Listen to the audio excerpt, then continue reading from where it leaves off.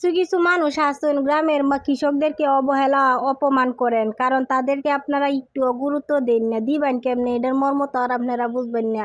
এই ঢাকা শহর বা বড় বড় শহরে দালান কোঠার ভিতরে বয়ে তখন তো অলরেডি খাবার চলে আইয়ে না, শুধু ভাতগুলা কিনেও খান, এমনকি চাল কিনে ফায়ালতেছেন। কিন্তু কৃষকের যে এটার পিছনে কতটা শ্রম দিতে হয় এটা আপনারা জানেন না। যদি জানতেন তাহলে কেউ কৃষকরা অবহেলা করতেন না, অপমান করতেন না আর কি। তো আজকে আপনার সাথে এটাই শেয়ার করবো যে গ্রামের মানুষগুলো, গ্রামের কৃষকগুলো কত কষ্ট করে ধান ফলায়, আর সেই ধানগুলো থেকে কিভাবে চাল তৈরি হয়। আমরা তো খুব সহজে বাজারে গিয়ে চাল পেয়ে গড়ে নিয়ে আসতে পারি, খাইতে পারি, কিন্তু কৃষকরা অনেক কষ্টের পর সেগুলো ফলায়, ফলানোর পরে তারপর তাদের পেটে খাবার জুটে, না হলে আর খাবার জুটে না, পরিবার সব কিছু অনাহারে থাকতে হইব।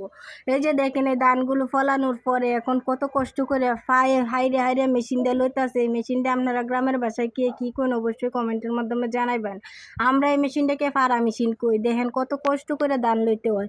এই ধানগুলো আবার চালতে হইব, অনেক কষ্ট, যা আপনারা মানে সহজে বুঝবেন না। যারা এই কষ্টটা করে একমাত্র তারাই বুঝবেন। গ্রামের মানুষগুলো এত বেশি কষ্ট করে, এত বেশি পরিশ্রম করে বলার মতো না। দেখেন ফাইরে যে লইতাছে, রাত্রে ঘুমানোর পর বুঝবো, ঘুমাইতেই পারবো না, ফাই এত বেশি ব্যথা করবো, কারণ এটা পারা অনেক কষ্টকর। যখন আমি গ্রামে থাকতাম তখন আমি ওই রকম মানে একটু চেষ্টা করতাম আর কি, একটুতে আমি মানে ক্লান্ত হয়ে যাইতাম। আর তারা তো কত মানে কত কত জমির ফসল এভাবেই লয়।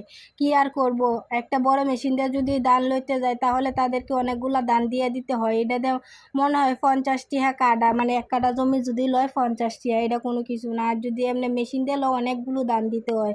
তো এইভাবে কষ্ট করে তারারেও করতে হইব, কিচ্ছু করার নাই গিয়া। তো এই ধানগুলো লওয়ার পরে চাইলে সিদ্ধ দিতে হইব, সিদ্ধ দিয়ে আবার রোদে শুয়াইতে হইব, কত কষ্ট কত পরিশ্রম করে, কিন্তু আমরা তা বুঝি না। যদি বুঝতাম তাহলে সবাই একটু সহযোগিতা করতাম।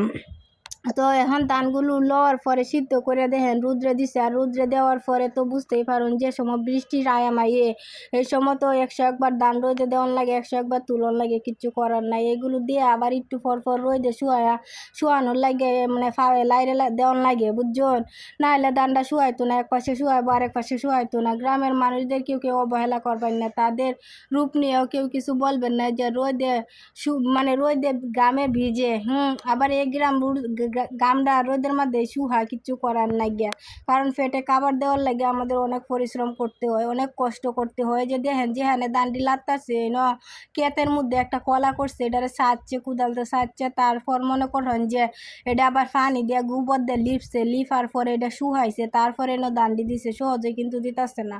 তো আপনাদের সবার উদ্দেশ্যে কইম, গ্রাম বাংলার মানুষে কেউ অবহেলা করবেন না। তো আজকের ভিডিওটা এ পর্যন্ত। কার কাছে কেমন লাগলো অবশ্যই জানাবেন, যদি ভালো লাগে একটা শেয়ার দিয়ে দিবেন। আসসালামু আলাইকুম, আল্লাহ হাফেজ।